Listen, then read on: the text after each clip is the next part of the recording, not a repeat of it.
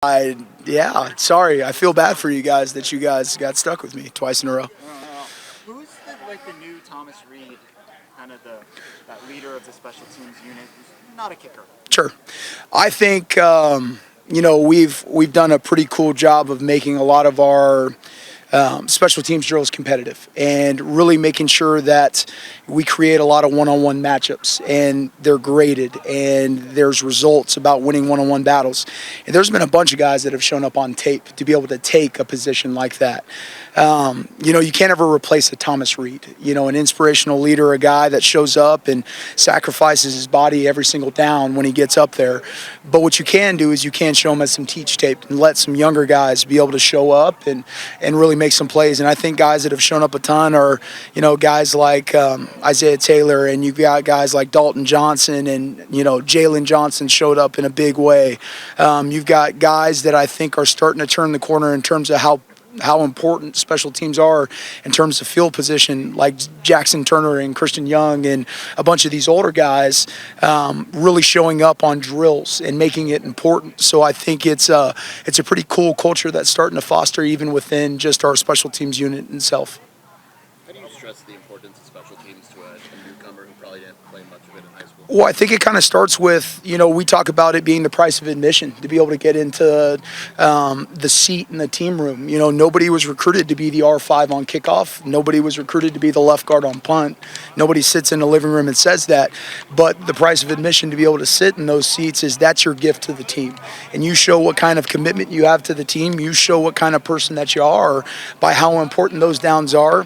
And the last point is I start talking about, hey, if you're not happy with where you're at on the offense or defensive side of the ball in terms of organizational chart or depth charts, special teams is just football in space. That's what makes it unique. So the same fundamentals and techniques that you're using defensively or offensively, you just add 30 yards and now you have special teams. So anytime that you can really draw, that sort of connection, it makes it important to those guys because they can see their role increase, both good and bad, offensively and defensively, by how they produce on special teams.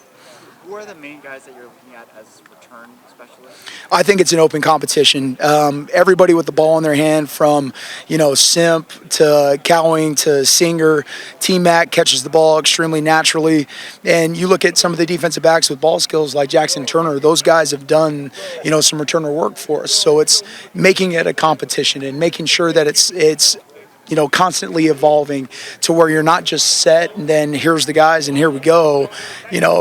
Injuries plagued the team last year, so you got to make sure that you have a running list of guys that can jump in there at a moment's notice. Do you look for the same things in a punt? Hey, come on, dog. Do you look for the same things in a punt returner and kickoff returner, or are they different? I'm sorry, what was that one more time? Punt returner versus kickoff returner. Are they Sure. different skill sets? I think it's drastically different skill sets. I think with punt returners, you want a guy that's a little bit more controlled and probably a lot more short area quickness.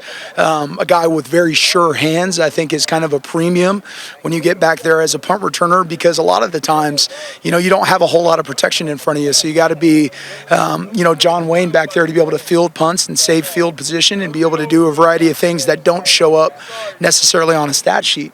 Kickoff returner is a different kind of animal because you got to be willing to break tackles.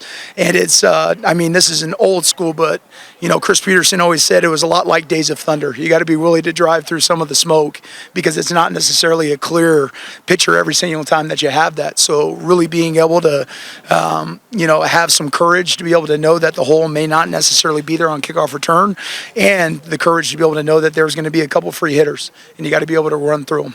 Where do you think the development is of that group? What's that? How do you feel about the development of that group is? I think those guys are, again, these are some places where some guys haven't done in quite some time. And with anything, that takes some technique work. I'm excited about, you can see it flash on the offensive defensive side right now, just the athleticism and the explosiveness, and being able to corral that and be able to utilize that in the field position game, especially on special teams, is, I think, going to be a very exciting thing leading into fall camp. You guys obviously had a really good recruiting cycle for the class of 22. Still early stages of class of 23. Sure. Do you feel like the momentum has carried over?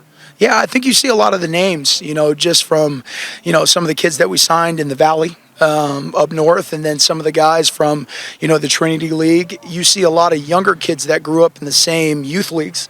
That to those guys are, those are their idols, and that's who they look up to. And I think when they start making decisions about where this program's headed and the excitement surrounding this place, I think that's big time for classes to come. Not just in the immediate class, but for years, and continue to ride that out and momentum. And like Coach Fish always says, is making sure it's competitive and we get better every day. So, Thank you. Appreciate it, guys.